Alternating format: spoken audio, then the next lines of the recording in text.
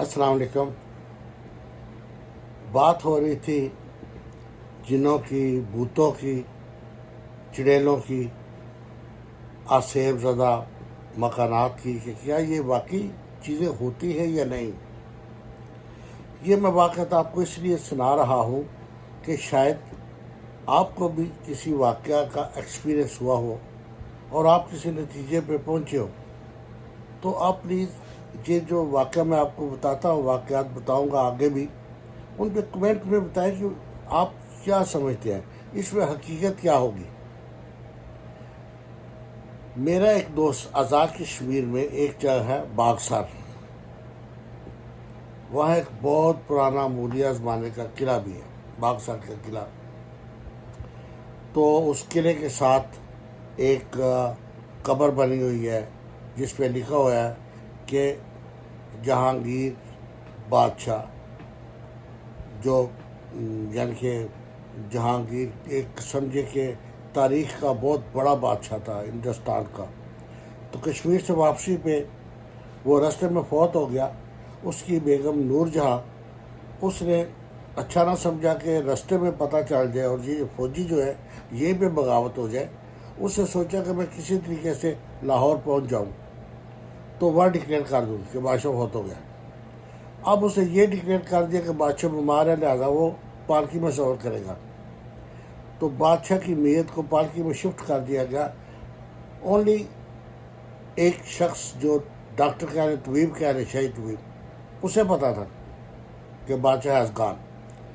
تو اب وہ جب کشمیر سے واپس آ رہے تھے، کشمیر میں تو بڑا اچھا موسم تھا، لیکن ادھر آزاد کشمیر میں جب وہ انٹر ہوئے تو ادھر درجہ حرارت جو تھا وہ گرم تھا. تو خطرہ تھا کہ یہ لاش بو نہ چھوڑ جائے. تو حکیم نے کہا جی کہ اس کا یہ طریقہ ہے کہ ہم ان کے معدے کا کچھ حصہ جس میں خوراک ہے وہ نکال کے یہاں دفن کر دیں، تو پھر نکال کے لاہور میں شفٹ کر لیں گے، ہمارے تک دفن کرتے ہیں. ملکہ نے کہا ٹھیک ہے. جہاں پہ وہ پالکی اتاری گئی وہیں پہ گڑھا کھود کے آپریشن کیا گیا. جہانگیر بادشاہ کی وہ آنتے پیٹ سے نکال کے اس میں دفن کی گئی. وہاں پہ وہ لکھا ہوا ہے سارا. اور سیکنڈ جب وہ گجرات پہنچے تو وہاں پہ پھر یہی مسئلہ پیدا ہو گیا. تو باقی جو معدہ وغیرہ تھا نا وہ تمام نکال کے یہاں ایک مزار بھی بنا ہے، اسے شاید جہانگیر کہتے ہیں، اس کے ساتھ دفن کر دی گئی. وہاں بھی قبر بنی ہوئی ہے. تو فائنلی پھر نیکسٹ اسٹیپ میں وہ میت جو تھی وہ لاہور پہنچ گئی اور نور جہاں نے ڈکلیئر کر دیا کہ بادشاہ ہیز ڈائٹ. یہ تو ہے تاریخی بات. تو اب باغسر کی بات یہ تھی کہ وہاں میرا ایک دوست رہتا ہے.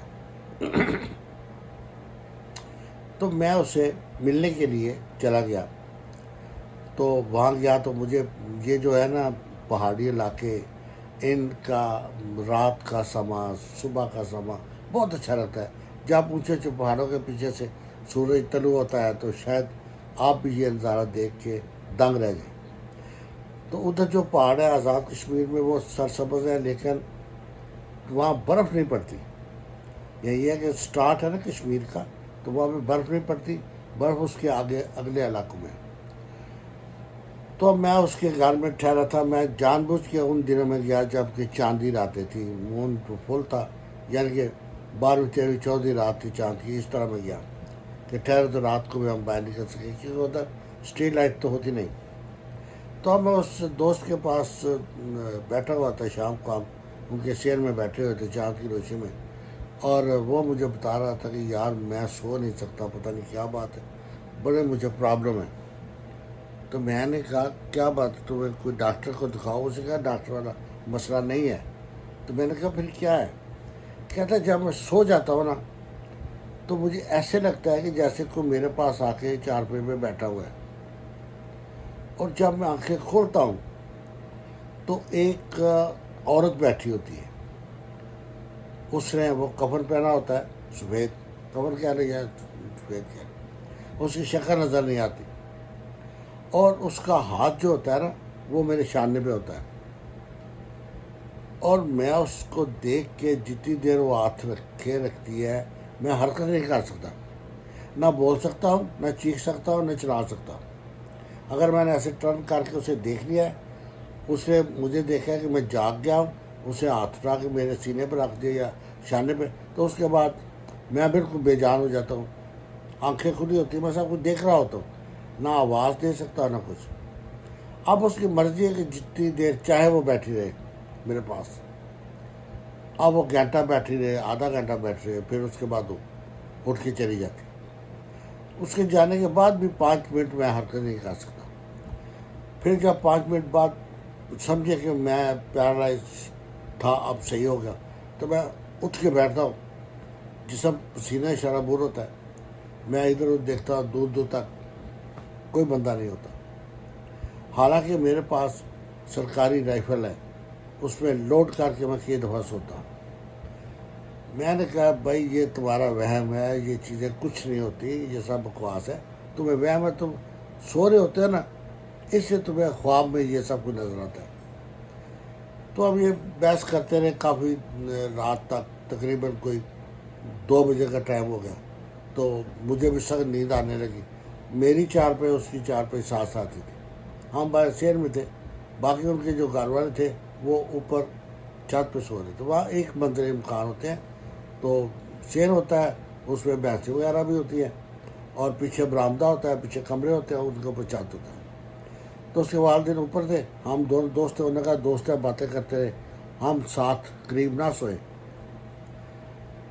تو اب یقین مانیے کہ ایسا ہوا، میں اب سو گیا اور وہ بھی سو گیا، تو اچانک میں جاگ جو ہے نا وہ کھلی، میں نے آنکھیں کھول کے دیکھا تو میرے دوست کے پاس ایک عورت بیٹھی ہوئی تھی، ایکچولی حقیقتاً بیٹھی ہوئی تھی، اس کی عجیب و غریب حالت تھی، ایسے لگتا ہے جیسے کہ قبر سے ایک مردہ نکل کے آ گیا، زندہ لاش ہو، اتنی اس کی دہشت تھی۔ اب میں نے سوچا کہ یہ تو مجھے سنا رہا تھا کہ ایک عورت آ کے بیٹھ جاتی ہے، وہ ہاتھ رکھ دیتی ہے، میں پیرالائز ہو جا نہیں سکتا، تو میں تو ہل جل رہا ہوں، مجھے تو کچھ بھی نہیں، تو یہ بکواس کر رہا تھا یا میں خواب دیکھ رہا ہوں شاید۔ تو میں نے یہ سوچا کہ میں اس کو جگاؤں، میں اٹھ کے آہستگی سے بیٹھ گیا۔ میں نے سوچا کہ اگر یہ خواب ہے تو خواب ختم ہو جائے گا، اگر حقیقت ہے، کوئی پنڈ کی عورت ہے، ٹھیک ہے، جو اسے ملنے آتی ہے، تو وہ بھاگ جائے گی۔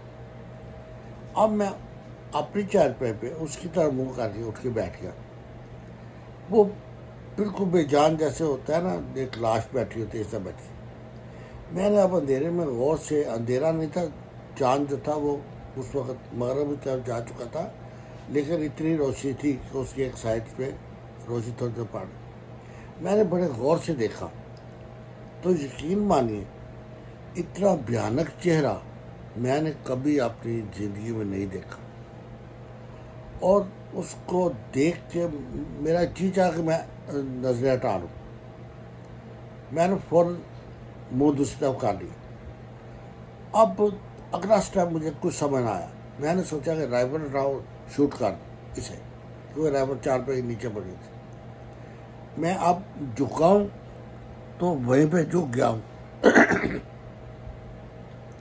مجھ سے سیدھا نہیں ہونا ہوا گیا۔ تو اب میں جھکے میں نے دیکھا تو وہ عورت میرے پاس کھڑی تھی، میں ایسے جھکا ہوا تھا جیسے کہ رکوع میں جاتا ہے انسان چارپائی پہ، اس نے اپنا ہاتھ میرے شانے پہ رکھا ہوا تھا، اور آئی واز پیرالائز، میں حرکت نہیں کر سکتا تھا۔ میں نے پورا زور لگا لیا کہ میں آواز نکال لوں، میں رائفل اٹھاؤں، میرا ہاتھ جاتا لٹکا ہوا لٹکا رہا، رائفل کو میں نے ہاتھ ڈال دیا تھا لیکن اٹھا نہیں سکتا تھا۔ اس کے پاؤں جو تھے وہ الٹے تھے، میری طرف منہ کر کے کھڑی تھی، مجھے پتا تھا کہ وہ اس طرف سے آئی ہے، لیکن اس کے پاؤں پیچھے طرف تھے، اور پاؤں کیا تھے، صرف ہڈیاں تھیں جن پہ کالا سیاہ وہ گوشت جیسے ہوتا ہے نا، چیل کے پنجے ہوتے ہیں ہڈیوں والے، وہ پنجے تھے۔ تو اب یقین مانیں کہ میری سینسز کام کر رہی تھی، میں آنکھیں میری کھلی ہوئی تھی، میں دیکھ رہا تھا، لیکن باوجود پورا زور لگانے کے میں حرکت نہیں کر سکتا تھا، ہل نہیں رہا تھا میں۔ تو اب مجھے کچھ سمجھ نہ آیا کہ میں کیا کروں، میں کیسے اس سے بچوں۔ تو یہ پتہ نہیں مجھے کہ یہ حالت 5 منٹ رہی، 10 منٹ رہی، 2 گھنٹے رہی. اچانک اس نے اپنا ہاتھ اٹھا لیا، پھر بھی میں پیرالائز رہا. اس کے قدم پیچھے ہٹتے گئے، مجھے پتہ چل گیا وہ چلی گئی. اب وہ جا بھی چکی ہے، میں پھر پیرالائز ہوئے، وہ کان پکڑی. تقریباً 5 منٹ بعد میں نے پورا زور لگا کے نا اپنے آپ کو سیدھا کیا. جب ایک دفعہ حرکت پیدا ہوگی نا مجھ میں جیسے کہ جان پڑ جاتی، تو پھر آئی واز نارمل. اب وہ دوست جو تھا نا وہ تو شاید اسے تو روٹین تھی، وہ اسی طرح سو رہا تھا. تو میں سیدھا ہو کے میں نے ادھر ادھر دیکھنا شروع کیا، اور مجھے سمجھ نہیں کہ کیا ہے. میں پھر بھاگ کے گیا. ان کی جو دیوار تھی باہر کی، وہ چھوٹی چھوٹی دیوار تھی، اور تقریباً کھیتوں کی دوسری طرف قبرستان تھا پرانا.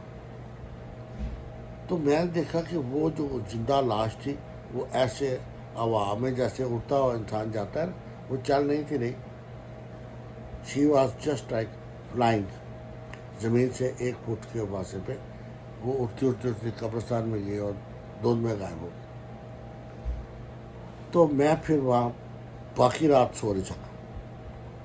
I could not sleep. صبح اٹھ کے میں نے اسے اجازت لی، اسے نہیں بتایا کہ کیا ہوا میرے ساتھ، یا میں آئی ویٹنس ہوں کہ تم جو کہہ رہے وہ سائٹ تھا. میں وہاں سے سیدھا دوسرے روز نکالا وہ موٹر سائیکل اور واپس، کیونکہ بیسیکلی میں ادھر گجرات میں رہتا تھا، تو وہاں سے گجرات موٹر سائیکل کا راستہ ہے. میں صبح صبح نکلا، اذان کے نماز پڑھ کے وہاں سے بھاگا، گھر آیا، سو گیا. اب میں پاکستان سے باہر آ گیا. آپ یقین مانیں کہ کئی راتوں کو میں اٹھ کے بیٹھ جاتا ہوں خوف سے.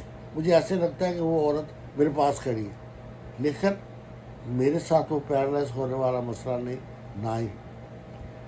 اب اللہ ہی جانتا ہے اس میں کیا تھی، وہ روح ہے، چڑیل ہے، یا کیا ہے.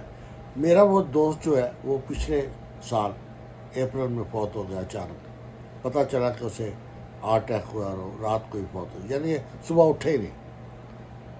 تو اب میرے بھائیو، اب آپ بھی اگر سو جائیں تو ہو سکتا ہے کہ رات کو ایسی چیزیں آ کے آپ کے پاس ہی بیٹھ جاتی ہو اور آپ کو پتہ نہ ہو. تو بی کیئرفل. اپنے آس پاس دھیان رکھا کریں، کلمہ شریف پڑھ کے سویا کریں. اپنے کمرے میں قرآن پاک کی رکھیں، اور بہتر یہی ہے کہ آپ کلمہ شریف یا جو بھی آپ کو کوئی آیت وغیرہ آتی ہے وہ پڑھتے پڑھتے سویا کریں، تاکہ ان چیزوں سے آپ محفوظ رہ سکتے ہیں. تو نیکسٹ ایپیسوڈ اس سے بھی وہ خطرناک واقعہ میں آپ کو سناؤں گا انشاءاللہ. پھر بات ہوگی. آج کی اتحادی میں آپ کو یہ ڈرانے کے لیے نہیں کہہ رہا، یہ جسٹ آپ سے میں خیالات شیئر کرنے کے لیے کہہ رہا ہوں. تو اپنا دھیان رکھیں، اپنے آس پاس کا خیال رکھیں. انشاءاللہ پھر بات ہوگی اگلے ایپیسوڈ میں نیکسٹ واقعہ آپ کو بتاؤں گا. ٹھیک ہے، تب تک کے لیے اپنا خیال رکھیں. اللہ حافظ.